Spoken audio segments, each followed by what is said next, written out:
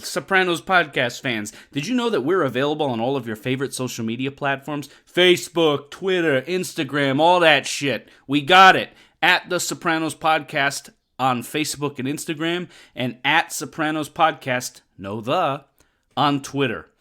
Please like us, interact with us. We're very accessible, myself, Jordan, and Paul. We love to hear from our fans. We love to hear from people who enjoy The Sopranos as much as we do, or from people who don't like The Sopranos. Maybe you want to tell us to go fuck ourselves. That's fine too. Just interact with us and like us in the process.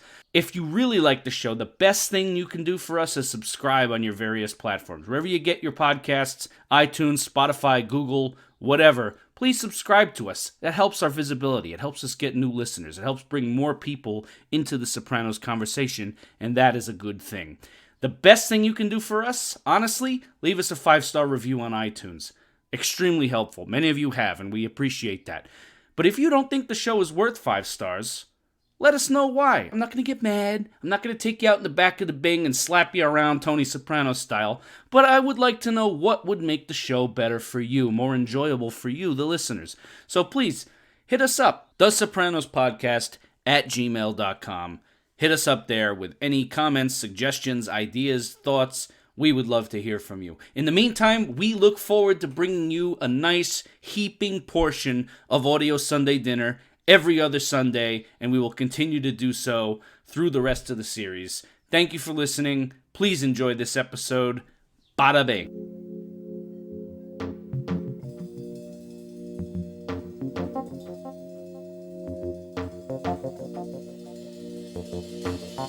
Hey!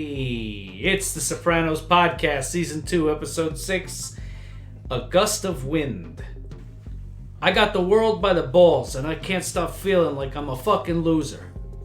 That is a quote by our leading man, Tony Soprano, in this Season 2, Episode 6 of The Sopranos, entitled The Happy Wanderer. The Happy Wanderer was written by Frank Ranzulli and directed by the legendary deceased John Patterson. The Happy Wanderer. This is an episode that I am always excited to rewatch. I've seen it a lot. This is one of those episodes I kind of have seen a lot of, maybe more than other episodes I've rewatched, because there's an excitement to this episode. It's centered around an event. It has a nice build. It kind of has a mountain-style arc where it's like we're building to this executive game, and then we have all the falling action after the executive game. But it's all centered around this executive game and some interesting new characters and some older characters inflaming rivalries. This is an exciting one. I'm Chris D'Amato. I'm Paul Mancini. And I'm Jordan Hugh. And we're going to break it down for you. What did we think? Initial thoughts on The Happy Wanderer. Who wants to take this one?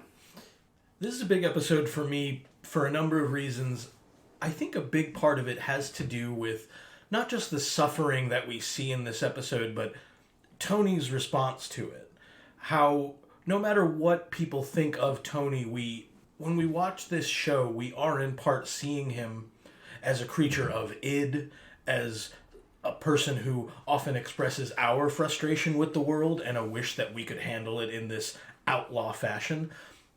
But in this episode, we see that Tony is not the Happy Wanderer, and why. And how he has to deal with these different aspects of his life, and it's not going well, even though he's back in therapy. So I love seeing all that. I agree with you that there's great build-up to the executive game with a lot of humor in it, but then, of course, the fallout has dire consequences. I want to hold off because I certainly want to make room, and I want to hear from you guys on this. This episode seemed especially painful for me in terms of when you're a kid, you can't control the influence that your parents have on your life. Yes. And for Meadow and Eric in particular, that was at times tough to handle. So it's an emotional episode. It's powerful. It's got hilarious moments. And Frank Ranzulli, no surprise. Sure. He brings the humor. Little touches that Patterson does. I'm sure we'll get to that. One of my favorite Sopranos directors. So a superb episode in an already superb season. And I think now we're just about at the halfway point of this season, which we ourselves mentioned started off pretty slow burn, and now we're really seeing it heat up. Oh, yeah. From a lot of different venues. I was very excited to be at the big game. The scenes are set up in such a way in this episode where, like, yeah, you feel the mounting excitement along with the characters. You feel like the big game is going to have a lot of consequence, and it ultimately does. I feel like also the Happy Wanderer is a nice companion piece to the episode Boca from Season 1, where you have Tony having to deal with problems on the home front that intersect his professional life, his mob life. Of course, in Season 1, he had to deal with the rapist Coach Hauser and, assaulting Meadows' friend Allie. In this episode, we have another episode that's going to be important to Meadow and how her father sort of meddles with things that are pertinent to her life. We have, Davy the gambling addict is the father of Meadows' friend Eric, and, Tony's mob life and how he deals with Davy is, going to impact her directly. So this is a nice cut across. This is also an episode where we get to see Richie Aprile being threatening on two fronts, both in the mob life and on the home life as well. Well said. I adore this episode for the excitement, the pace, the build, the resolution, the feelings it gives me. However, I also left this episode feeling awful, sick to my stomach about how it all plays out. And most of that relates to the journey with Dave Scatino. As I've gotten, and I mentioned to Paul before we started recording, that this episode is one of those that hit different as a slightly older man than when I first watched it.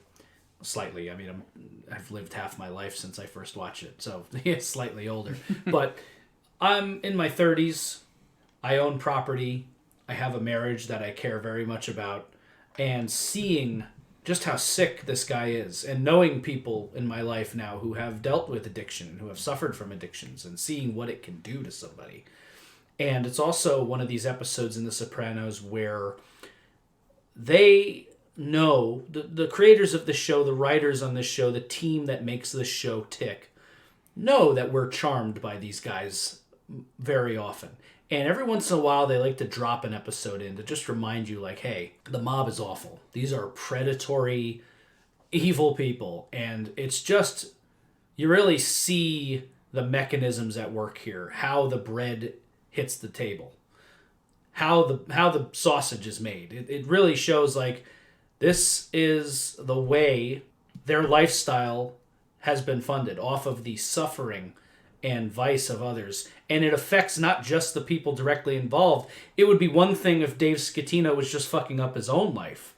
But we see through their kids how this stuff permeates out into people who had no say in what's going on. Right. Fascinating subject matter. I'm excited to dig into it. So let's just start from the top. We got college night. It's kind of an open house at Verbum Day where Meadow goes to school, and Eric Scatino, his father Dave Scatino, who is the first time we're going to be seeing this character. Played by actor Robert Patrick. Big actor, especially in the 1990s, but he has an illustrious career both before and after the 1990s. Usually plays characters that are very confident. I mean, look at him. He's got, handsome guy. We know he likes to play a lot of threatening characters. Probably best known as the T-1000 from fucking Terminator 2. And he's playing kind of a nice guy character at the start of the episode who will become increasingly more pitiful and less likable as the episode goes on. I love these characters, and I call them sort of utility co-star roles in the show where they cast against type. They did it in season 1 with Vin Makazian, and now they're doing it here. This isn't the guy you might think of as a degenerate gambler, this guy who's not very much in control of himself and his life, and his things are spinning out, and he becomes quite a pathetic figure by episode's end. But he does a great job with it. It's one of those instances where, like, somebody made a call to cast a little bit against type, and it fucking worked. Worked really well. John Hurt as Vin Makazian being the parallel here is a really, really good comparison. I think that's spot on, because we had said so many times in season 1, wow, really good to get John Hurt here, because you could see, like, there's a fall from grace that happened here. This was like America's dad has fallen into, the clutches of Tony Soprano. It sort of ruined his life.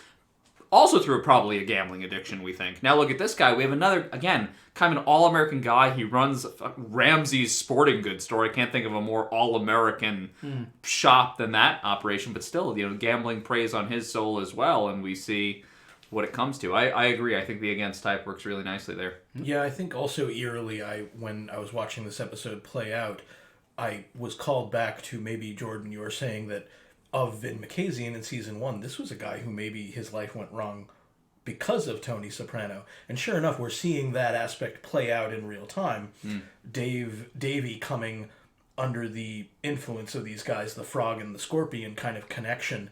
And I also think a key factor is that Dave Ramsey is a happy wanderer. His response to even being in this critical debt is like, oh, well, I'm hitting some bad luck. It ends up actualizing Tony's frustration to the point where he becomes violent with him. It's very interesting to see it play out and seem to, as I say, actualize what Tony is talking about in that opening therapy scene. Very well said, Paul. And we see them at this night, and we get a sense that these guys may have hung out growing up. Him, Artie, and Davey. There's kind of this built-in rapport.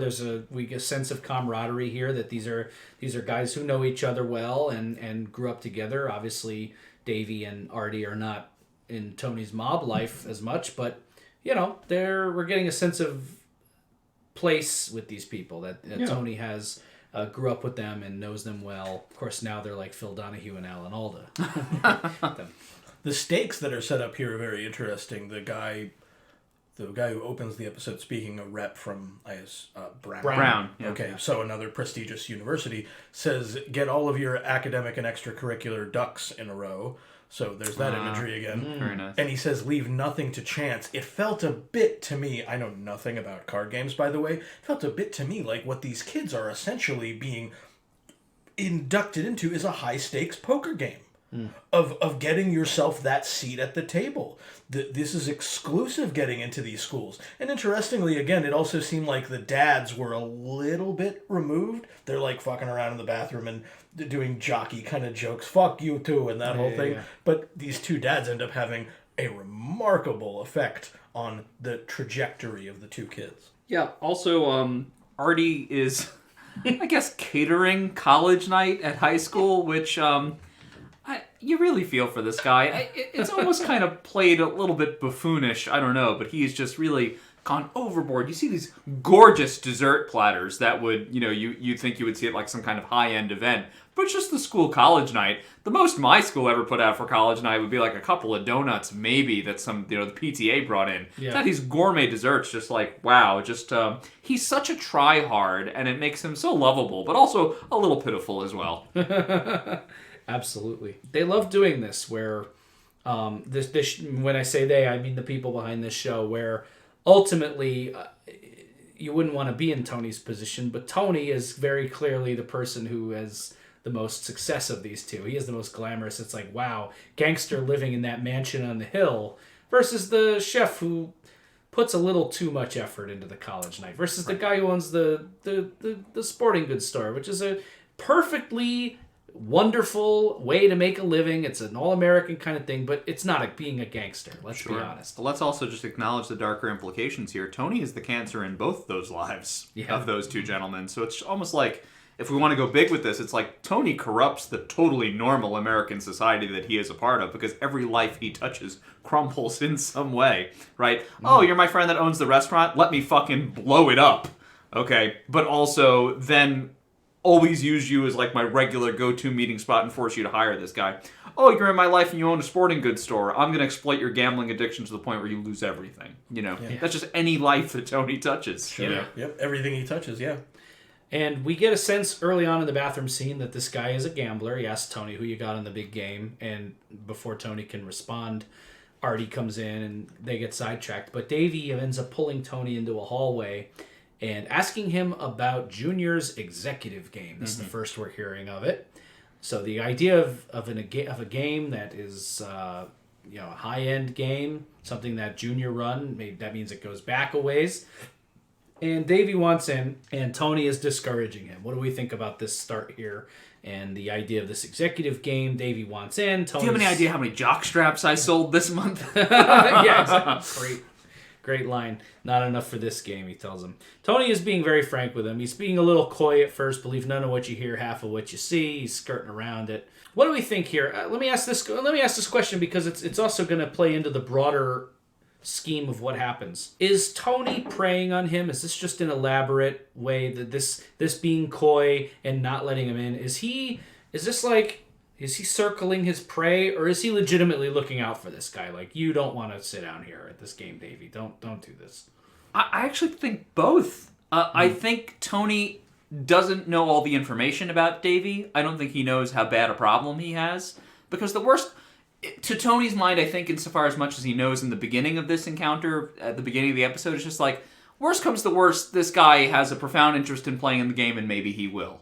But I don't think Tony realizes that this guy has a severe gambling problem, at least not to that extent that he ultimately gets to in this episode. Hindsight's 20/20, right? Tony should have strongly discouraged him, and then later in the episode when he shows up at the game, he should have said, get the fuck out of here. He doesn't do either of those things. I don't think that he's preying on him, but he's not being as stern with him as he needed to be. But I don't think Tony has all the information yet. Do you know what I mean? Mm. Yeah, I think it's a very interesting question and kind of an important one that I was asking myself as I was watching this. I do think part of what Tony comes to wrestle with in a way, and certainly we as the audience do, is that the qualms don't matter because it's all the same shakedown.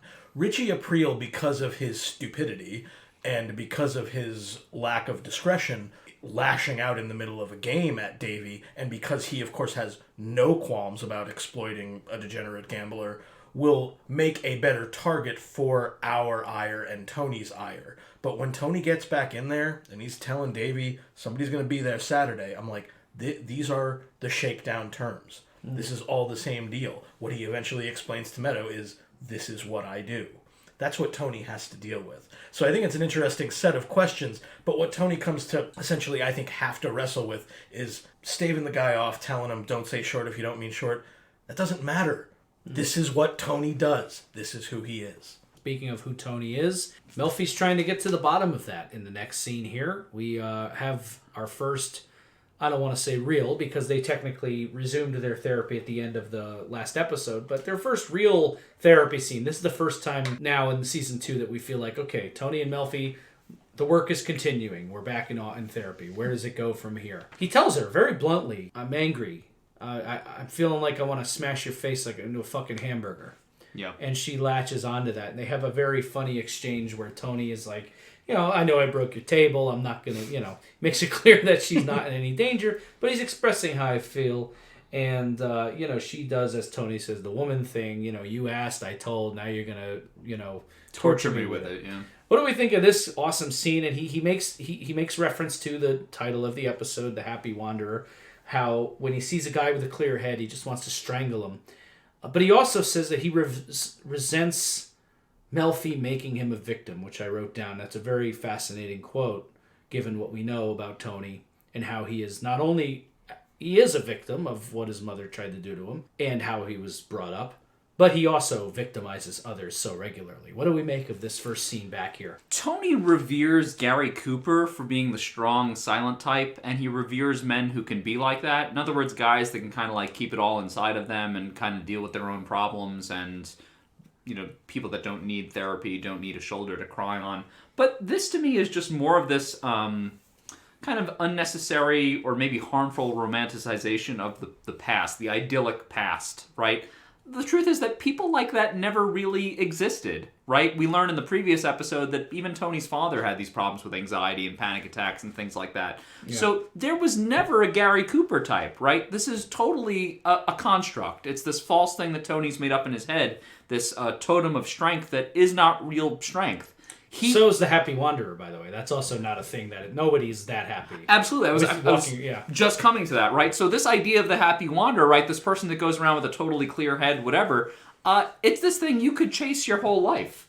You could never walk around totally happy, and free and clear of your life's worries and obligations and the things that vex you. So I was deeply sad in this scene, even though there's some really funny dialogue, because I was like, oh man, you can't see that that's not a real thing, right? There's no Happy Wanderer. There's no Gary Cooper. This is not real shit. You have to work out a way to find your own happiness, sort of, Yeah, it's a fascinating scene to look at in that respect. I love, Jordan, you use the word totem. That seems so on point. And he starts off with this frustration as he says, I think that's our pull quote, I got the world by the balls. I can't help feeling like I'm a fucking loser. Yep. So again, winners and losers in this poker game dynamic.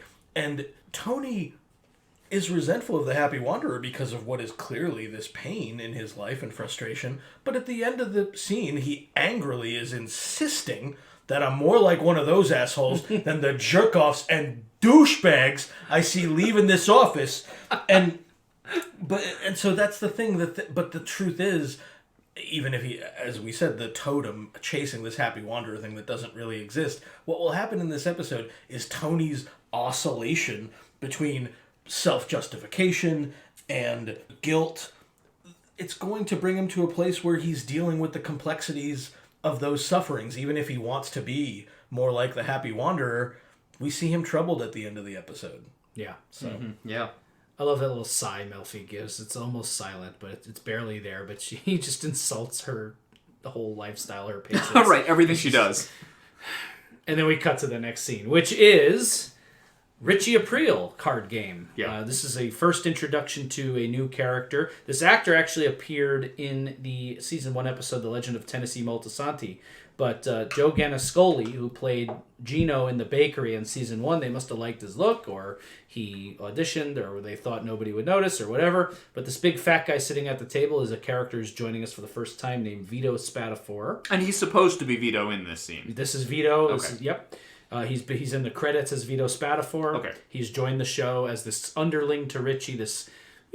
he's a comically heavy guy. He's a big Italian mob-looking guy, and played by Joe Ganascoli. And we see Artie cleaning house. Santa Maria, yes! And pulling it in. And Davey Scatino is sitting at the table, not doing too well. This isn't the executive game. This is like kind of a dingy social club somewhere in Kearney, probably. And Richie asks his dealer to count this chooch out another dime after... he's into Richie for I think $7,000 already, and he's like, So another dime would be what, 10,000? He's lost 7. Hey, let me borrow 10. I'll get it back from Vito in an hour. He's saying that. So he is borrowing money to win back. He's already in the hole, but he can't get out of the hole unless he plays. So he's got to try to beat Vito. Only lets up the ante. The stakes are getting higher, and they're going to continue to get higher as the episode goes on. great setup. We get the sense that this guy's got at least the compulsion. It juxtaposes him with Artie, who dutifully goes home to Carmela, or else she'll have my balls on the menu. Yeah. And we set up Richie, who's like is the last fucking person on the East Coast that I would ever want to be in debt to. I was just about to say that. It's one thing to owe the mob money. If I were the kind of person who borrowed money from the mob, that would I still wouldn't borrow Richie Aprile's money. Yeah. No thanks. I'm good there. Anything about this poker game? Shall we move on?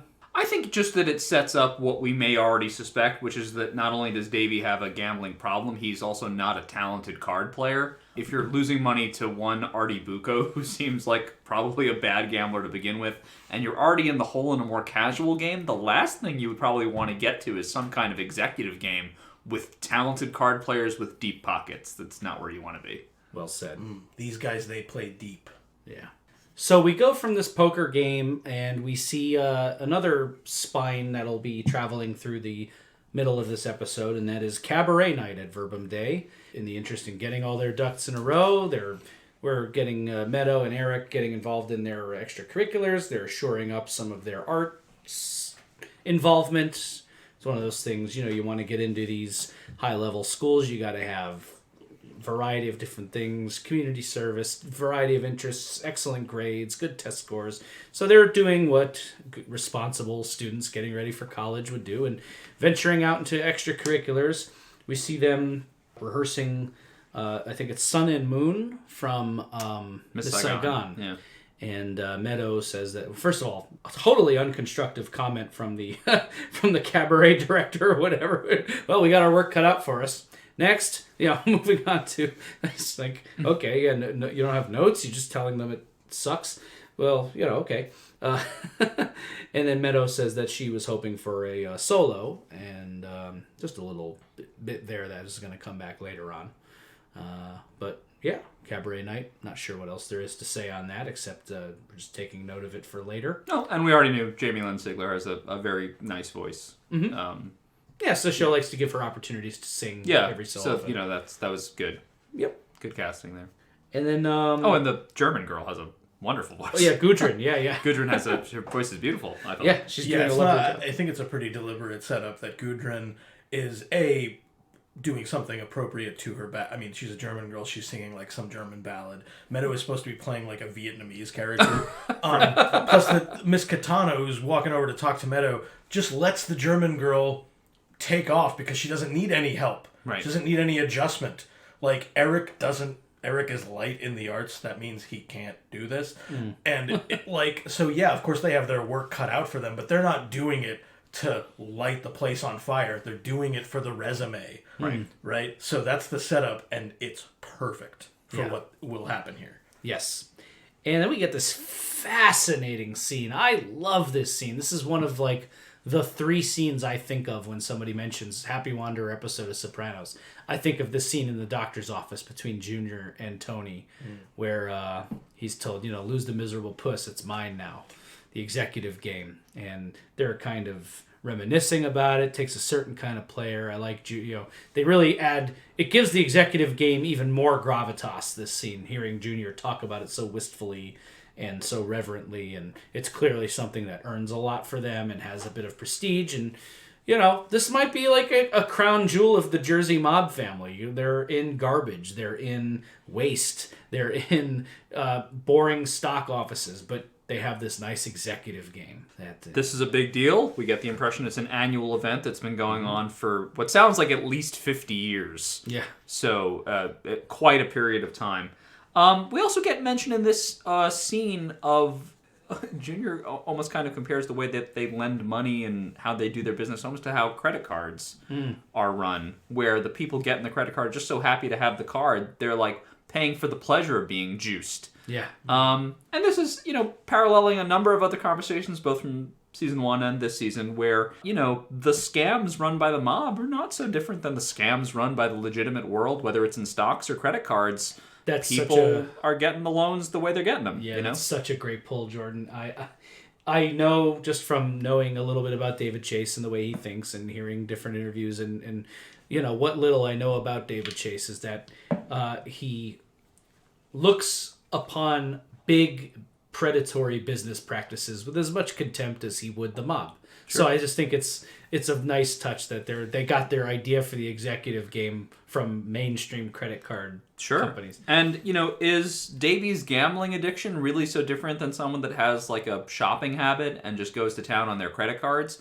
Because the kind of terms that are being brought to Davy, like, hey, when you fall short on a payment, that gets added back onto the principal. Eventually it becomes usury. Yeah. And that's really what's happening here. So Junior, it's oblique, but he's kind of pointing out what Dave's situation is as well. Mm-hmm.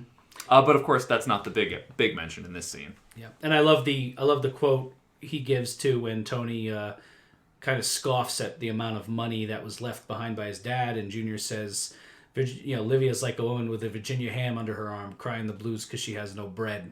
I think that's a good quote. I like that. Also, I mean, from that quote, Olivia has mentioned, I have this money, I don't know where I've hid it. That's another could-be reference to that. But also it's this idea that Livia would never represent that she has money and she can take care of herself because she wants everyone to feel bad for her. She needs that attention in that very specific way. Yeah. So Tony has always had to provide and always had to look out for her and her finances. But really, she could be as independent as she wants to be, doesn't want to be. Again, a good setup by Patterson here. I think you see Tony's reaction. At first, as you said, Chris, he scoffs. Oh, yeah, that's why he left us with Chi-Chi beans. Junior, in this interesting moment, I think a smart move, he uses Tony's knowledge of his mother against him. I gotta tell you, this is what she's like. And you see Tony react like, yeah, that's true. Really good writing. And then the lead up to the reveal about Tony's uncle. And he drops a major bombshell here. This is this is not an insignificant thing. Like, I would be floored, and I'm younger than Tony at this point in my life, to be told by an elderly family member, right, in your 40s to have been kept this from that you have an uncle that you had, he's passed, but you had an uncle you never knew about, and the family kind of kept it a secret because he was, as Tony says, retarded, as Junior says, fuck yourself, he was slow. That they didn't know how to handle back then. It's so interesting because I have elderly family member that just don't know how to say things to younger people and just like don't know how to contextualize things that are more understood now. And just like I like Junior working through that. If it was today, they'd have trained him to be a whatever or something, and how the parents didn't know the language and they didn't know what to do with this kid. It's a real kick in the head a little bit for Tony. Like the Dean Martin song, man, ain't that a kick in the head? It's Well, I guess we're led to believe that Johnny Boy and Junior got the money together and they basically sent away their brother. Like they probably didn't really see him very much after that. Yeah. And Junior lives with this guilt. Yeah. It's an interesting moment, interesting revelation. What do you make of this, Paul? Yeah, that's, Junior living with that guilt, I think that's really key because it does seem as though part of why he can't give Tony what he wants in this scene is not just a lack of emotional availability, but that he's almost in his own world with it, saying to himself kind of, what the hell were we thinking?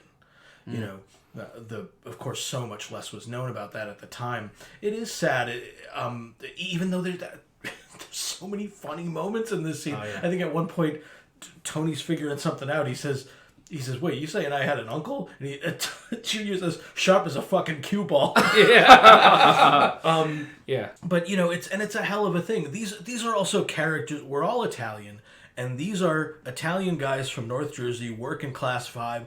Tribe is important to them. Legacy. And Tony, already with this feeling of being like a loser, even though he's got this solid position, now finds out that he's got a retarded family member. And of course it's going to be this crushing kind of thing to him that he doesn't quite know how to deal with.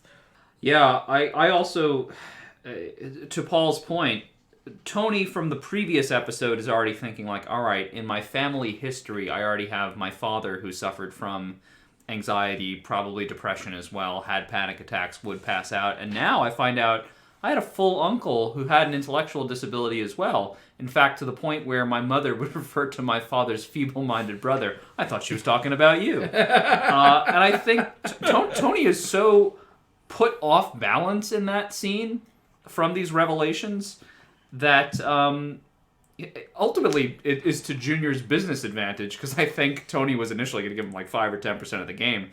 Junior comes back at him for 20 and ends up at 15, which is far more than Tony felt was owed to Junior. So this is also a little bit of smart manipulation on Junior as well, because he knows what this information is being used to do. It made me miss Junior as the central villain of the show, because he is so smart and enjoyable to watch. Richie Aprile is enjoyable for different reasons, but I don't really think a smart character, so we have lost that element. Well said. I agree. Junior's a great character, and I, as a viewer and as a fan of the show and that character in particular, I relish our minutes with him at this point, because he was in a lot of season 1, and he was vital to its. It's not that he's not a vital character. His presence is still crucial to the show and the narrative, but he's he's at this current point in the story, he's about a scene an episode. Yeah, he's not a leading character in season 2. He's a supporting character. And that's okay. That's okay. That happens. There's a season in The Wire where the main character is in like 3 episodes. It's really funny. Yeah. So that happens. That happens, especially when you have writers who are being really creative and working outside the box. And then Richie goes shopping for a boat with 3 propellers at Ramsey's sporting goods store. And, I'm just breaking your kid's balls. And he goes in there to collect his envelope. And, Davey is a little shy. It's a little stutter step, he tells him. And I really love Richie's response to him. He's like, you think I started this life 10 minutes ago? A guy hands you a light envelope. It's just the beginning. And he tells him, I don't want to see your face at any of my games until you're caught up. And which, Davey's, by the way, is reasonable. Very reasonable. Yeah. And Richie, for being a character who we are introduced to, the first thing we see him do is completely unprovoked assault on Beansy and cripples the guy. And so, considering what we know this guy is capable of, he does it in a pretty sensitive fashion. Like, you almost get a sense that Richie likes the guy a little bit. I got that sense as well. He kid's around with his kid in the store. You see me every week, Yeah, it's like, I don't almost kind of like him in Richie Aprile's way of saying, don't make me be a bad guy here. Right. This is as reasonable as Richie gets. This was, like, very Richie by the book. Yeah. Like, it was just like, guy's short on the envelope. Listen, don't play in any more games until I'm paid back. Totally reasonable. Yeah. Any character making this request is a reasonable request. It might be the first indication, too, that Davy's attitude is far too cavalier. Yeah, for sure. In his approach to both of these gangsters. Then we get this very fun scene. Yeah, deeply enjoyable scene at the fish store, yes. Yes, because it's, look, when you're writing a scene like this where you're delivering information, you got to put it somewhere that's fun for the viewer. This could have just been on the sidewalk outside Satrial's, but they put it in this bustling fish market, and while Chris is relaying this information to Matt and Sean, he's scamming the fucking... I love Chris's, little scam on the scale, and his interaction with the... trying to shit with the old ladies, you fucking hump. Again, Patterson just nailing this. Some of the music that... It keeps it moving really fast. Yeah, it's got a fast pace. Yeah, it's just so well done. It's funny. There's funny dialogue here. These guys are such douchebags, Matt and Sean. We're bringing them back in now after a couple episode hiatus on them. Mounting resentment from Matt and Sean about being treated as the quote-unquote piss boys. What the fuck do you think? Yeah, I wrote, yes, you are fucking piss boys. That's exactly what you are. It makes me laugh every time. I know it's coming. But every time I watch this episode, and Chrissy is just telling a story about Silvio when he's gambling, which we're going to get to in a second. He says, he was gambling with a guy named Fritzy, and then Sean interrupts, like, "Oh, Fritzy Nasty from Hoboken?" Chris is like, "Yeah, you know him?" "No." "And shut the fuck up and let me finish." He just was so anxious to, these guys are just dying to get in on this world, and they're not having the success at the rate they would like to have the success. Also, just very funny dialogue in this scene. Like, does it smell fishy? It's fish. Being used for pizza. Oh, let me smell it. All right, give me enough for 15 people, and I think 10 pounds of shrimp? Yeah. It's a massive amount of shrimp. Yeah, well, this scene and a lot of other scenes that surround it in terms of the chronology of this episode, I'd say seem pretty deliberate. That scene at the fish market, Paulie and the cop, Furio at the actual motel. Right, all setup scenes, yeah. All setup scenes, all playful, pretty funny.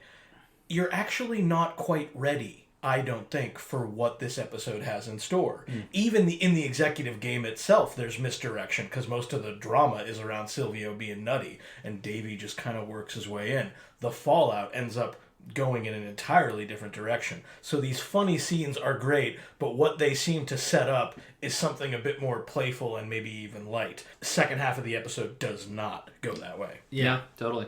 And so he mentions this story that Silvio can be a sick fuck when he's gambling, and he's very... And this is very real to life. Again, Frank Renzulli, I've mentioned this before. He's an old school, neighborhood guy. He grew up around some characters that were involved in this kind of thing. Mobsters are very superstitious, and I just like that they made this, Silvio blames his bad luck off of this thing that Fritz may or may not have said, and he thought he said something, but he didn't, and that's it, and Silvio. So I just like that Silvio, who is the most level-headed character in Tony's crew, perhaps, is look out for him when he's gambling, because, sure. So... And this acknowledgement that people are different when they're gambling. Yes. Right? So Davey presents himself as this attractive American dad type, but his dark side comes out when he gambles. There are no limits when this man gambles. And even for, like you said, level-headed Silvio becomes an animal. Yep. And speaking of animals, we get Paulie and this cop, another fun payoff scene. Again, we're adding more gravitas and expectation to this executive game scene. Paulie pulls out the gun, very memorable. He just withdraws a gun on a cop. We don't know that they're friends until they have the laugh together. Paulie cuts him off. "Hey, I got my own fucking problems." Gives him the payoff. No gunshots. Don't harass the tourists, otherwise we got to take the call. Yep. Totally a fun scene. We also, I think, right after that scene, we get that really fun scene at Titleman's Hotel. Mm-hmm. Right? Which is the first time we've seen Titleman, son of Titleman, the Titleman Hotel in general, since Denial, Anger, Acceptance, episode 3, season 1. Yeah. Right? Yep. This is the motel that Tony got in. There are a lot of moments, again, no spoiler policy is always in full effect. There are a lot of things in The Sopranos, and fans criticize it at times for this. I like it, and we'll get into why when they come up. There are things that The Sopranos just drops and never touches again.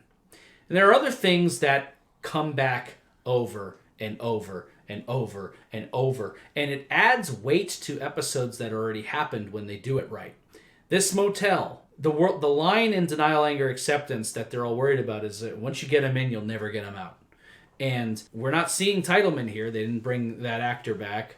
But it adds more depth to that episode retroactively. Yeah. Because it's like, oh, we're not forgetting about this. This is a place that they still are in control of and dominate and have corrupted. I don't remember there being prostitutes walking around the main lobby back in season 1. Right, as the clerk says, you guys are ruining this place. Yeah. And they have. Again, this is more of Tony's decay, right? The fallout of anyone he touches, right? Well, the Titleman kid is another kid who's paying for it. He's paying for his father's sins and also getting whatever dividends there are. Yeah. Which is his beanie spinning when the girl works his thing. Yeah. But kids paying for their parents and their excesses is going to be big in this episode. Another fun thing about this place is that it does not reflect the gangsters' view of the executive game that we've made it to the big time. It's kind of a shitty little motel, but what it reflects is that they want to have the run of the place and they want privacy. Yeah. So it's an interesting, again, that underworld vibe where they're in this shitty little motel, but Frank Sinatra Jr. is playing with them, you know. Yeah. I mean, honestly, based on our expectations, this game should occur at the least in a nice hotel room, right? These are all men of means. They can afford much more than this, but we are set in a shitty motel. That's just how it is. Correct. So, great moment there. Furio drops his line, "No bitcha to me," which is very funny. Well said. No bitcha to me.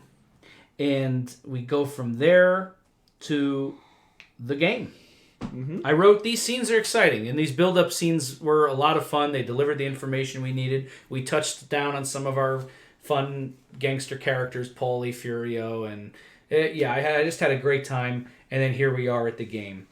We see some familiar faces and some unfamiliar faces. Many people probably recognize Frank Sinatra Jr. right away. If you've never seen Frank Sinatra Jr., the show tells you that he's Frank Sinatra Jr., and that is the real Frank Sinatra Jr. playing himself. And we got some other characters. I love that the very fact that he would agree to cameo in the show is just he's very coy about his father's involvement in the mob. Yes. You know, if you're agreeing as Frank Sinatra Jr. to do a cameo on The Sopranos. Oh, why? Because everybody kind of wink, wink, nudge, nudge knows Frank Sinatra was part of the mob or involved in some way. Absolutely. Yeah. So that's I guess great. What's the harm at this point is the point, right? Yeah, exactly. I mean, it's he leaned into it. It's something that you can either like try to ignore or lean into, and he's very smart to lean into it. Right. He probably had a great time on this set. He had a fucking blast. There's no way he didn't have a blast. And obviously he was probably a fan of the show beforehand. Right, yeah. So you got him there. You got Dr. Freed, who we learn is hilarious. A very funny character to have here, and also just a funny actor doing a good job with that role. Dr. Freed, the cock doctor, yeah. Yep. You got Sunshine, the dealer. Also very funny. And I love dealers that narrate the game because it makes it more of an event. It's fun. Yeah, great. He's a guy I'd want dealing my games. I love his look. I love his voice. Love him. You got some familiar faces here. You got Johnny Sack. You got Paul. You got Silvio at the table. It's this looks like if I had the money and I, didn't have moral quandary with funding gangsterism, I'd like to sit at this table and play a few hands with these guys. But, Davey, first of all, Tony, I love this little beat where Tony, especially because we know about Matthew and Sean that they feel like piss boys and unappreciated, that Tony messes up his name. He says, Mike, and then Chris has to go, Matthew. And then he, looks and he tries to call him T. He corrects him, Tony. Get a couple macanudos and, food and all that. So just fun little color there. And then Davey shows up. I like Tony's comment, by the way, about if I never hear that song again, it'll be Carmela dragging me to that play. They're talking about the kids doing that song. But Davey shows up, and he wants in the game. He very clearly figured out where this thing was being held. This is where Tony fails, I think, a little bit. When this guy showed up, he needed a stronger hand. He needed to say, no, you cannot play. But for whatever reason, I just think Tony he likes this guy. He thinks, what's the harm? I'm only lending out 5. Sure. Yeah. $5 is easy. Now, of course, bearing in mind, he doesn't know that this guy's already into Richie. Correct. That's very clear. Well, that's what I'm saying. That's what I was saying earlier. I don't know that he really realizes that this guy has such a bad gambling problem because I don't think that Tony would exploit him like that. This is a friend. This is the father of my daughter's friend. I knew him as a kid. I don't think he knows he's addicted. Then when he finds out the way he does, I don't know if you guys saw it this way, but I was kind of thinking, does this make him even more angry at Davey? Oh, 100%. Right? Yeah. Does it make it even worse? Oh, yeah. Tony is... We'll talk about it when we get there, but Tony, to me, is very clearly disgusted that he put Tony in this position, and that, I think just Tony also looks down on him as beneath him just for the way he's conducting himself. Just that's not Tony or anybody's vision of what a man should be. Sure. We'll circle back to more of the game, I'm sure, but when Tony wakes at 9 a.m. the next morning and they tell him that Davey's into them for 45 boxes of ZD, $45,000. I think Tony knows in that moment that he's made a mistake, that this is something that's going to impact him. But also, I also got a scale of just how valuable this game is. This is at least $1 million event, so that was interesting to see as well. But 45 is so much exponentially worse than owing Richie, what was it, 8? And Davey's attitude is not exponentially more worried. Do you know what I mean? Like, this guy seems to somehow think like, this will be okay. Yeah. Unbelievable. Boy, the luck on that Silvio, huh? Oh my God, man. Your fucking life is over. Yeah. Yeah, he's watching and saying, I could use a Schwitz. You want a Schwitz? It's like, I would put every dime you were about to put into that Schwitz into your fucking piggy bank, pal. Yes. Good Lord. But yeah, we're going to get there. The game happens. We get the abuse of Matt. Yeah, oh God. Let's talk about that. We get this amazing thing. We get a little bit of Davey at the table talking. He's doing okay. His money's good. And we get to see... And I love that Tony sets Matthew up for this. Let's talk about the Silvio thing. Tony knew exactly what he was doing. Yep. He knew that he would step in to make sure it wouldn't get completely out of hand if Silvio got violent. But this is a great moment. And at this point, we've settled at this point in season 2, we feel like we know these characters. We know who Silvio is to an extent. We know who Paulie is. We know how Chris and Tony... In general, you can kind of predict how they're going to react to things and how they're going to respond to things. And I love that they dropped this surprise with Silvio because he is just, he's getting angry. He's like spitting out these kind of nasty comments. He's very clearly down.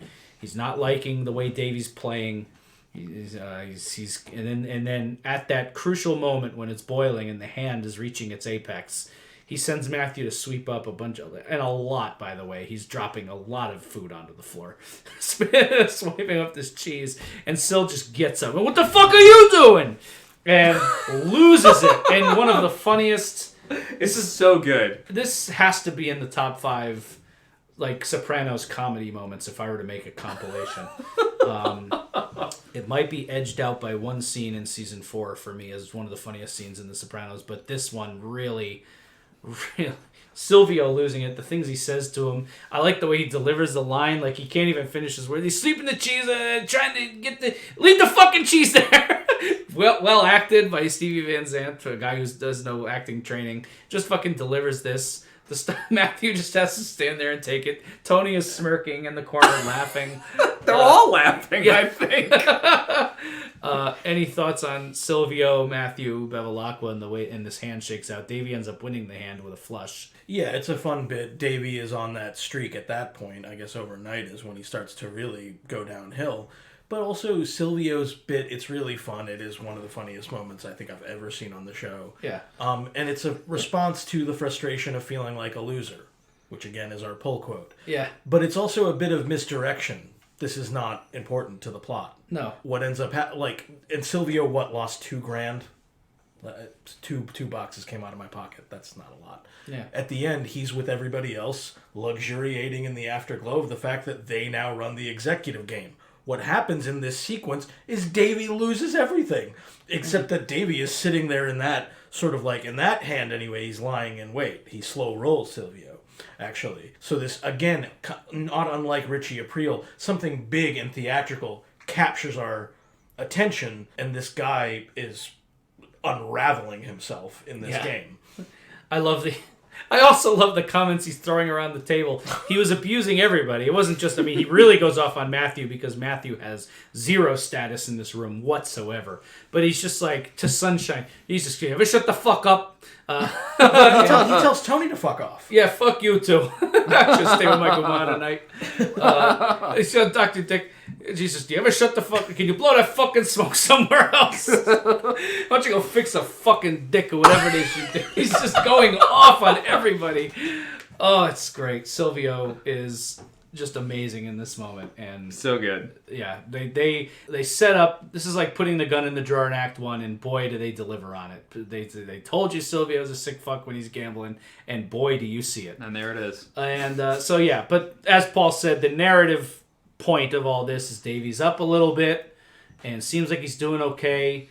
And then the game goes into the wee hours of the night, and eventually the next morning, Tony's waking up, and he is, as happens when you sit too long at a table, you got to know when to hold them, know when to fold them. Artie, the difference between Davy and Artie is when Artie was up in Richie's game, He knew called to it quit when he was ahead. Yep, Charmaine, I'll have my balls in the menu. But Davy did not have that. He was up for a little bit. What's sad too is he might have even made enough to pay off Richie. We don't know. Like we get the sense. I'm sure he did. Yeah, he could have stepped away from the table. Had a good run there for a bit. He tells Tony the next morning. If he had gotten up and just paid off Richie, and the problem is, if you have a gambling addiction, you aren't okay with that. You're not thinking of it as, oof, I broke even and I should consider myself lucky. Right. You want to be up. Yeah, when you have a gambling problem and you're on tilt like that, you just keep thinking about how you're going to get back to even, but that never happens. Those people have an illness, you know, when you have that kind of gambling addiction. I mean, that's, I almost felt like if this show had aired on network, it would have been preceded or followed by like a disclaimer, like if you or someone you know has a gambling problem, call this hotline, because this is classic behavior for the gambler. It's all you get those. It's the same thing. Like some people don't think of it as big, like as real, quote unquote, of an addiction as say drugs or alcohol, because those have chemical properties. But the human brain is set up in some ways, and look, I'm not a gambling addict, but you know what? I get it. Sure. You're at the casino, the lights are bright, you have those chips in front of you, you want more, you feel like, I get that pull. Your brain is looking for those dopamine hits. It's people can be addicted to different things. You can swap out different things. People are addicted to sex, people are addicted to pornography, people are addicted to food. These things that give you pleasure and a rush, those dopamine hits, those adrenaline hits, you're chasing it. Yep. And it's very powerful. Don't discount your own body chemistry when it comes to addiction. Absolutely. And Davey, unfortunately, is just a very sick individual. This is somebody who really has no business gambling at this point. I'm not anti-gambling. I think, if you like anything, you win some, you lose some. When a responsible gambler is either so wealthy it's not going to matter if they drop 10 grand at a table, or a responsible gambler makes a trip where you budget out your gambling money. That's what I do when I go to a casino. Well, it's like, here's $500. If I were anywhere other than Atlantic City, that $500 would be for dinner and a show and others. But my activity for the night is gambling. Yes. If I walk away with more, great. So, if I lose, that's my money. Right. I had a good time. To me, this is where Tony fails. Yeah. Because when Davey shows up at the game, even if the red flags weren't going up at that point, when he tells him, listen, you need $5,000 just to sit, and he doesn't have it. Yeah. He says, I need to borrow it from you to play. That's where your sirens go off, But additionally, Tony knows this guy. He's not a stranger. Yeah, okay, he owns a sporting goods business. Maybe there's some good cash in that, but he can't roll with the guys that are sitting at that table. They have that kind of income. Yeah. I feel like Tony should have had a better guess as to what his friend here is worth. I wouldn't have let him sit. I do blame Tony a bit here. I really do. Well, this is why the episode I mentioned earlier at the top, that it made me feel gross. It's like, ultimately, he has a predatory instinct, and this thing is a parasitic entity, and it's a gross entity, and it saps, it corrupts and saps all that it touches. Yeah. And we're going to get to how it does so in just a minute here, but we have a very fun moment. You're watching the show, and it's just one of those, you feel the energy in the room dip. Johnny Sack is, in an undershirt, asleep on the couch. On the couch. Yeah, it's great. Tony's passed out. He's kind of, there, but the game is still going. They're still betting. They're asking for coffee. They're getting, all right, yeah, I'll have a coffee, Tone, put some buka in it. They're still playing. And in walks the consequence, Richie April. That's it. And, has a little fun walk around the room, look at this fucking lineup, teases Johnny Sack, and then he turns and boom, David Proval just gives that shift. and fuck are you doing here? Just quietly, softly, hi, Rich. And approaches him, and it's shot well, like the reactions, you feel the energy in the room, just it turns into a dangerous situation very quickly. This exchange with Christopher was very interesting too. He tells him, I got a hard on for you already, give me a reason, which is, first of all, one of the most fucking gangster things anybody's ever said, and second of all, it's like, oof, it's just good. It's good. It's good stuff. It's fun to watch as a fan of this genre and a fan of this show. But Richie is not fucking around here, and Tony has to physically pull him out of the room. Yeah, which also ruins the game. You do get the impression as the viewer that, the energy was down, but they were going to keep playing. Yeah. The game would have continued. Richie effectively ends the executive game. Yeah. Which is a shame. Tony has to reassert his authority here. He has to lay down the ground rules on Richie, and he has to say that, listen, you can't lay a hand on this guy here, and specifically, he's going to pay me back before he pays you back. Right? So, Tony reasserts his authority, but he's losing ground with Richie over time. This is not the first time he's had to discipline Richie in some way, talking to him like this. And while, he is trying to, impose upon Richie that, there's a line of respect that you just crossed, his authority's weakening over Richie and what he's really able to tell him he can and can't do. Yeah. Richie's line is very telling. Tony, I'm getting sick of this holier than thou act, and I'm not the only one. Yeah.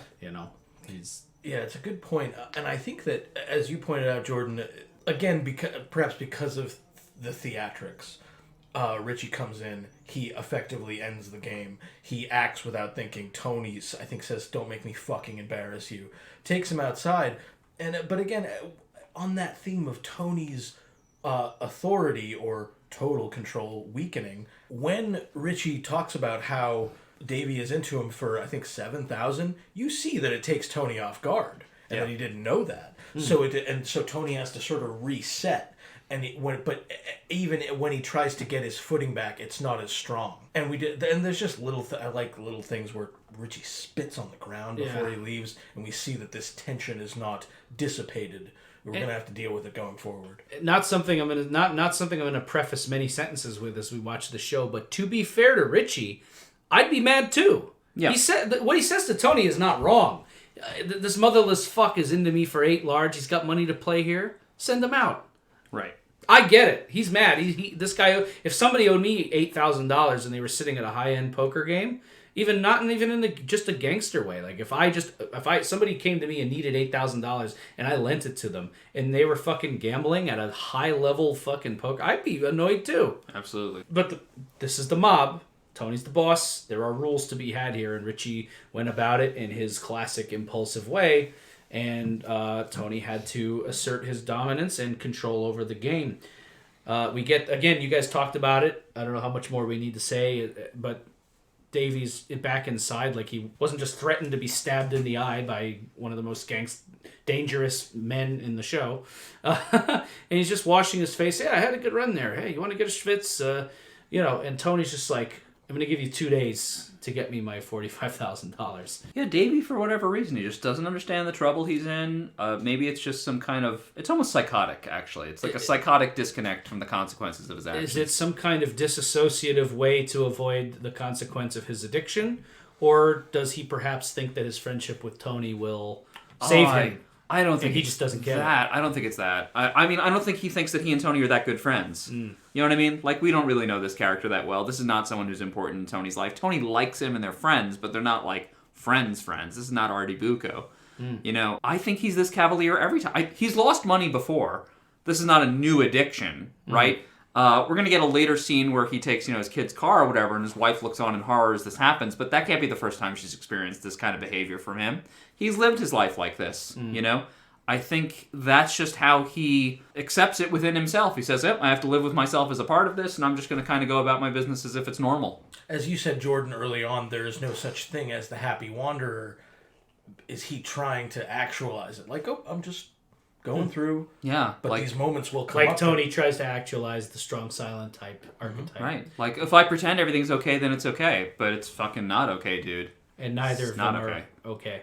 That's great. We get this little moment at the end where they're all kind of celebrating, having some champagne. Silvio's in much better spirits. I love that moment. Like, we just saw him going absolutely psychotic on everybody because Davey beat him at a particularly tense hand of poker. And like, Silvio, he's a pissing his kid is at a game, eating his sandwich, laughing. He's just in good spirits. It's totally fine. I like them talking about, Junior chasing him away, and we just get the satisfying. It feels like a very satisfying scene. These guys sitting together, like, we're the regime now. It probably must feel a lot like you accomplished something big in your career. You're an actor, and you book that Broadway show, and you kind of like stand in the empty theater at the end of the night, like, I made it here. Or I imagine. Probably a president does that. They have a moment when they're alone in the Oval Office for the first time, like, wow, here I am. Sure, the team after winning the big game. This is a moment of reflection and accomplishment. It's a nice moment. Yeah. It's one of the few nice moments in the show. Yeah, Tony and his crew are on top of it. But at what cost? And that's what we're coming to. Next scene, Tony's sleeping. We hear the bass of Eric's bass guitar. He's sleeping at 3 p.m. He was up, who knows. We're only shown one day, but if Davey borrowed $45,000, I suppose this game could have been more than one night. Who knows how long the game actually was. We saw a night and then a morning. Maybe it was overnight, maybe it was 2-3 nights, but either way the game went on a very long time and Tony's exhausted and he bangs on the door. I really love the moment between Meadow and Tony here where he's like, I've been working all night, and she's like, you up now? He's like, yeah. Good, close the door. And he's just like, hey! I like the way he just kind of snaps at her there. It's funny. These characters throwing vowels at each other. A, O. It's always great. And then she drops a little bit of a bombshell that Uncle Tom called. Uncle Tom died, yeah. Tom Sr. died. I'm sorry, you're right. Yeah, Tom is Barbara's husband, right. Who we met very briefly in episode 2 of this season, or episode 1 of this season. Tony's other sister, Barbara, her husband's father died, and very funny bit of dialogue here that Meadow just didn't ask any questions, and Tony is absolutely verklempt at that, that she would just not ask how, why, and then we find out in the next therapy scene that gust of wind. How about that transition? Right. The closing door into... Yeah, a gust of wind just came and just blew him off the roof. He was 65. So he was probably on the verge of enjoying a retirement, because that age is very specific, and a gust of wind just blows him off the roof. Which there's no clearer symbol for like the hand of cruel random fate. That literal wind, like winds of fate, just come and blow you as a gust of wind off the roof. And this is tying into the rest of the episode, talking about. This idea of the strong silent type, the happy wanderer, right? Or just the idea of the gambler, right? The idea of like playing the game of life, but any moment it can all be taken away from you. You can just be blown away by fate, and you have no control over it. Total control is never possible. Yeah. When something like a gust of wind can just blow you off the roof. And that is, of course, why we titled our episode that, because it fits so appropriately with the theme not only of the show but of this, or not only of this episode but of the whole show. Sure, and we see people struggling to get some control. We see Richie struggling for control. Davey is certainly spiraling, but he's struggling for a sense of control, of balance to get back even. Tony's struggling for control. But you can't get it because any moment a change agent comes along, right? A gust of wind blows you from the roof. Sure. And in this scene, I think on that theme of control and what a person can deal with and how they approach life is, of course, what Melfi is, I think, tacking onto when she says Tom Sr. has joined the ranks of the unlucky. You don't have to pummel his ass. Yeah. And then, of course, he tells her about the retarded uncle. She does the same prompt with him. Can you join the rest of the douchebags now? Yeah. Is it enough of a sad tragedy that you can join the ranks of the douchebags? Because as much as Tony posits that and purports that I'm more the happy wanderer, he comes in here and bitches about everything. Yeah. It's always like stuff that's on top of his head or stuff that's bothering him, of course. And so Melfi, I think, is trying to get him to acknowledge this. Yeah, and she can't help him until he feels at least somewhat better about going there. You know what I mean? That's where they're at, because they had this interruption that happened at the end of season 1 in their work, and they're trying to get back to some kind of equilibrium, and he is not in a good place for therapy right now. He's so messed up that they have to kind of refigure their whole apparatus here in therapy. It's interesting to watch. And then we get into the funeral of Tom Sr. And Livia with a commanding Oscar-worthy performance. oh yes, Crying on her way in for a man she probably barely knew. and Tony just staring straight forward. Vafangulitu. Like, fuck you too. And I like we haven't this week and last week we didn't get as much of Carmela. She had a big commendatory presence, and she's had like a scene or two in these last couple episodes. But I like Carmela's role in this scene of keeping Tony calm, keeping the family. Like, you know, these people are not here to see the Sopranos kill each other, which is Right. funny because I think many in the audience are. But, you know, Tony is, again, Frank Renzulli drops a laugh in every scene. Fucking Betty Davis back there at Livia's wailing and crying. And Carmela being very reasonable. We were bound to bump into them at some function. And, you know, no doubt Janice knew exactly what she was doing, wheeling Livia up there. And, Of course. You know. So, yep, we had that. And then Richie and Tony abscond into a different room. Again, more humor. Richie says, I don't think you can smoke in here. Tony's like asking the corpse, hey, do you mind?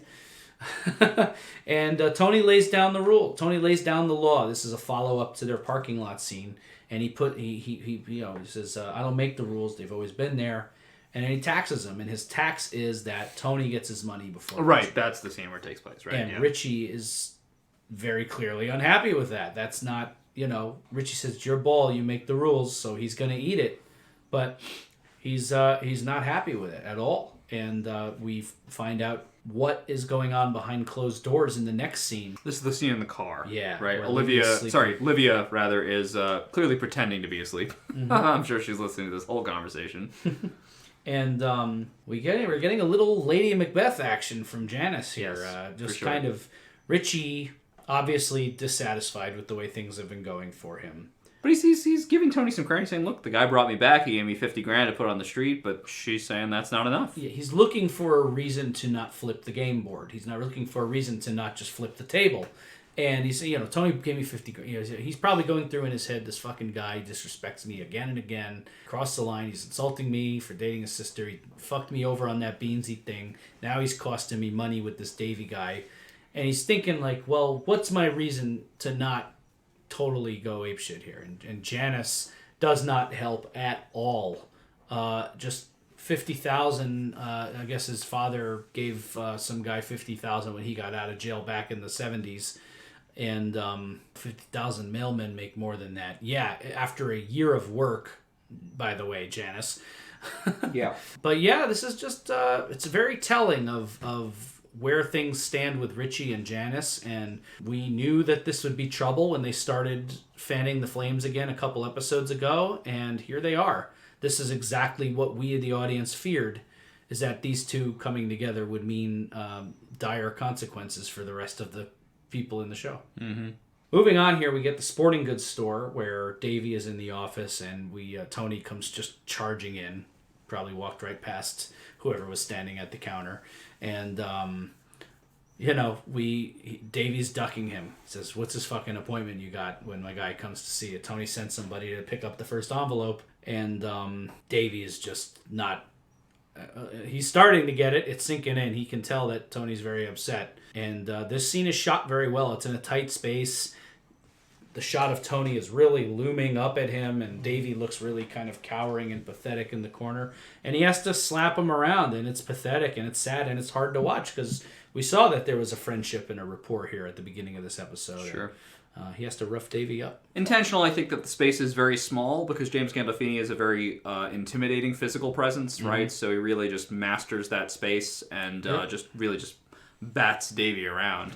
Yeah, John Patterson is one of my favorite directors of Sopranos episodes, and that's just one example of him using the space and some simple shots. It really seems in this scene that, as you said, Chris, it's hard to watch, that one of the things that really, I think, sets Tony off is some of that happy talk and Davey trying to appeal to them both being dads.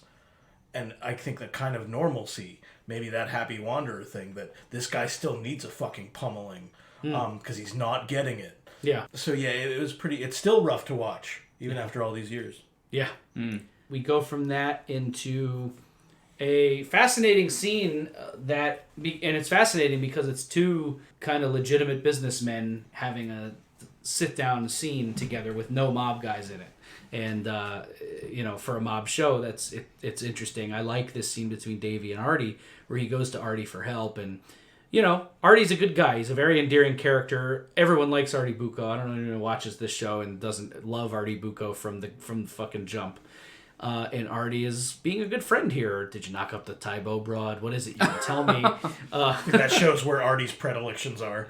Yeah, exactly. Yeah. That would be Artie's fuck up if he ran a sporting goods store, certainly. Where he would, he would try to fuck the Tybo broad. But, and tells him he needs money. Is Artie lying about this roof? Yes. You think so? Yes. Why doesn't he want to give Davey money? Because he knows. Does he know Davey has a problem? Perhaps. Well, let's just address the honest part of this. I don't think Artie just has 20 grand lying around. He's not a man of means. Yeah, he owns this restaurant, but he's pumped his whole life into trying to get this place open. And I don't think he would ever get 20 grand past Charmaine. Right. He's not going to put his... more what that's about. Yeah, he's not going to stick his neck out for this guy. And I think he's sensing 20 grand. I like you, man, but I don't know 20 grand like you. Yeah, and maybe what he's grappling with is that he can't do that, but he does know that it's serious. Yeah. When the guy mentions that it's Tony. And then he says it's Tony, and Artie's like, "Oh boy, oh Jesus, Davey!" Artie knows what that means, and even if it wouldn't mean it for him, I guess he knows. Yeah. And I said it in our last episode that there was something I wanted to talk about Artie and Charmaine in this episode, and this is it because. There has to, every time Charmaine is on the screen, and you have to think this way because she is so deliberately abrasive and loud and, outright mean at times to Artie, but she does it to make sure that Artie doesn't get into, Artie could very easily, not gambling, but Artie could very easily get into some kind of shitty arrangement with Tony. Yes. Without Charmaine, Artie would be in trouble. Yes. And so Artie knows what it means to owe Tony Soprano $20,000 because, as abrasive and quote unquote bitchy as Charmaine can be, he needs her, and she has done him wonders by keeping him on the straight and narrow, even if he doesn't always see it or appreciate it. Yep. You got to think Artie went home that night counting his lucky stars that he didn't owe Tony 20 grand because Davey's in some deep shit. Well, he actually owes Tony much more than that, but 20 grand might hold him off for a little while. And, the next scene is also kind of hard to watch. Yeah, these last couple scenes, hard to watch, I agree, are kind of quick. Yeah, they're rapid. This is a sequence that's kind of... a lot of this one is done with one shot. Patterson does this great shot with the car pulling up and swinging around this corner, and Davey gets out and he sees the mud tracks on the kid's car and walks into the house. Patterson does it all with this, and it has this tension because there's no cuts. It's really well done. Yeah, and we did maybe skip over because we're going through the episode. We skipped over a very brief scene with Meadow and Eric in the Jeep. So we saw the Jeep. It was an establishing scene in the Jeep. They're talking about a friend of theirs who got into college, and they imply that it was because her mother was black, and they have that quick scene. But they establish that Eric has this Jeep and takes Meadow to school sometimes, and so this Jeep has been established already. So we know that's Eric's Jeep. He pulls up. He looks at the mud. Goes in, starts yelling. This is totally unfair, and Eric. Of course it is. Eric, I don't know much. I hope this guy enjoyed the sympathy that he got for the first 45 minutes of this episode because he tells the kid responsibility is everything. Yeah. Are you fucking kidding me? Yeah. I warned you, Eric. Tony warned him while his times. Wife both looks on in total horror, but also is supporting. It seems to be supporting her husband's decision by telling her son that he can't talk to his father like that. Yeah. But, good God, she must know. Listen, the scene that doesn't happen, right? She must know that this is some part of horrible gambling. There's no way this is only now revealing itself. Mm-hmm. Yeah, I think the scene might end on her look. Yeah. That she's she's grasping it. Yeah. Yeah, and Eric, we don't know enough about him as a character to know whether he is, Sopranos will sometimes make somebody who is also a victim, also very unsympathetic for other reasons. But I feel for this kid. No high schooler wants to lose their fucking car. That is awful. Oh yeah, it's just awful. And off-roading and especially as Paul so brilliantly pointed out, the hypocrisy of it. Yep. And then Again, great direction and editing here. Patterson opens up the next scene. Boom. Literally and metaphorically taking the shield off of Meadow's eyes to show her something that is going to be horrifying on a deeper level. He gets her the Jeep right away. Just gets her. Doesn't sell it and trade it for a different car. Brings her Eric's actual Jeep, which she is excited about at first, because who wouldn't be at that age especially, and then gets in and realizes what it is and runs upstairs, and then has this difficult scene that I hate watching because I love watching because it's great drama, but I hate watching it because it's rough, and I feel for Meadow very much in this scene. And Tony just fucking has a moment of unbridled honesty, which he so rarely does. I was going to say, there is no more masking what it is I do or who it is I am. He made a bet. He lost. He made another bet. He lost again. You know? Yep. And, I'll eat it before I give it back. I'm going to say, you don't want it, I'll sell it to Pussy, and I'll use the money to, buy clothes and food and CDs and all the other shit I've been buying since the day you were born. And he tells her, everything I have comes from the work I do. Everything this family has comes from the work I do. So take that moral high ground and go sleep in the fucking bus station. Doesn't get more blunt for Tony Soprano, especially when it comes to dealing with his family. This is a very rare thing. Tony is opening up something for Meadow here. This may or may not get explored in a future episode, so I don't want to get too much into that, but there's a lot to unpack there as to why he did this, why he's so honest with Meadow. And just one last thing I comment on before I open it up to you guys here. I love that little moment after Tony finally leaves. Carmela's like, Tony, that's enough. And he leaves, and Carmela looks at Meadow, and we're feeling bad for her. And Edie Falco's so good. She gets so much across with just a look or a gesture. And that's, she's such a talented actor in that way. What her look read to me was she chose Tony. She chose the moral compromise that he's going to do all these awful things, and from that suffering, her lifestyle is going to be supported. Meadow didn't. Meadow didn't make that choice, and she's just as stuck with it. Yeah. So, thoughts on this? I think your interpretation of that look from Carmela is dead on. She feels nothing but sympathy for Meadow. You can only feel sympathy for Meadow in this scene. She's totally trapped by circumstances that are beyond her control. And yeah, it's true. Carmela is the one that's made the devil's deal, not Meadow. And Meadow is suffering as a result. It's the sins of the father, Yeah. And Patterson, again, doing great work with those looks, because I think then it ends on Jamie Lynn Sigler also doing great work, taking the hit.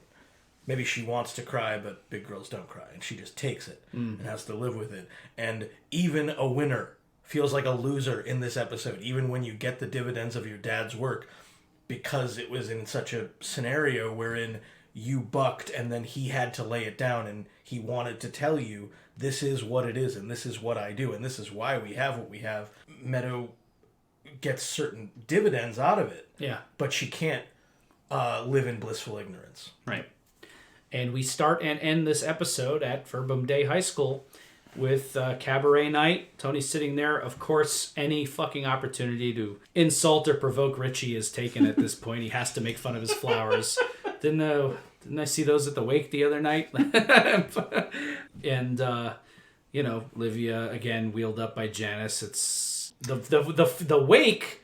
They're in the same positions. Yes. They were in. And what's really funny about this, too, is that at this point, we now have seen that Janice is actively working with Richie to undermine Tony. That is specifically happening. The wake for her daughter's husband's father, it's understandable maybe that Janice would wheel Livia in there if we believed that she had the best of intentions. Meadow performing at her high school that Tony pays for her to go to is not something Janice needed to take Livia to. Right. This was very clearly to just continue that. It's just sort of the show's way of reminding us that, this triumvirate back here, Olivia, Janice, and Richie are here, and they're hovering just behind Tony as he's living his life. And they brought a bigger flower arrangement than Tony did. Yeah, of course. I mean, Tony at the end I felt like he was Dark Helmet, like I'm surrounded by assholes. Davey is there, so he's got to deal with that. His mother, his sister, Richie, they're all there, and he's dealing with all this stuff, and of course it's coming to a head with Eric dropping out of the cabaret. Yeah. And Eric and Meadow, they had a friendship, and it's been poisoned by this. Yep. And I totally feel for Eric backstage, and it's a shitty thing he did as a performer. It's not something I would do, but totally understandable. Insults her for having, her gangster father and what he does, and she explains. You feel bad for her too. I didn't ask for the Jeep. I didn't know it was going to be your Jeep. I knew it was yours when I saw it. All that dialogue is very real there. Those emotions bubbling over, of course. The kids are paying for the things their fathers are doing. They have no say in the matter. It's utterly criminal. Yep. And out of this shit scenario, Meadow gets the lucky break. Right. Solo. More ill-gotten gains. Yeah, well, that's just it. It's such a poetic end to this episode because it's just another nail in the coffin that demonstrates that, that's a lucky break. Those aren't accidental words. Right. That's in an episode about luck and gambling. The Sopranos' success and fortune will always come at the expense of others. Always. Because that's how he makes his living. Any final thoughts on The Happy Wanderer? Wonderful episode. I think the episode does a really nice job thematically by kind of centering everything around the executive game and just kind of peeling it back from that and saying, look, this is all kind of a card game and the game is deeply rigged, and it's not a fair game, this life that we're living. And even when you're, as we've said a few times in this episode, even when you're winning at the game, it's at someone else's expense always. And we could say that's all of life, but it's especially this life. And we can root for Tony and his friends, and we can smile, and we can toast our champagne with them, but ultimately they feast on the heartache of others. And Tony may reach for this idea of the happy wanderer or of this Gary Cooper type, but he can never really be that, especially not when his business is so fraught with what he has to deal with. That's so well said. I can't add to it except that I think one of the joys of this show is watching in the writing and in, of course, James Gandolfini's performance, how Tony, among other characters, deals with certain consequences of what he does and how he has to live with it, and why, in some way, because he refuses to reconcile those things or really deal with them, he won't ever really be happy. So and that's one of the things, because about this question of human happiness coming up in terms of the identity of the happy wanderer or the sad douchebags, and that juxtaposition, what it brings up is continually fascinating to me. And I just think this episode is particularly effective in that realm. And Gandolfini, as always, top shelf. Couldn't have said it any better, guys. And with that, that's a wrap on another episode. Folks, don't unbuckle. This season is not going to fucking let up. Our next episode is D-Girl from Season 2. It's a personal favorite of mine. It's a great episode for Christopher. I'm excited to cover it with you guys. And there's a very fun celebrity cameo or two in that episode that I'm very much looking forward to. I'm Chris D'Amato. I'm Paul Mancini. And I'm Jordan Hugh. And we'll see you next time for D-Girl. Oh, cheese fuck. Get me some food.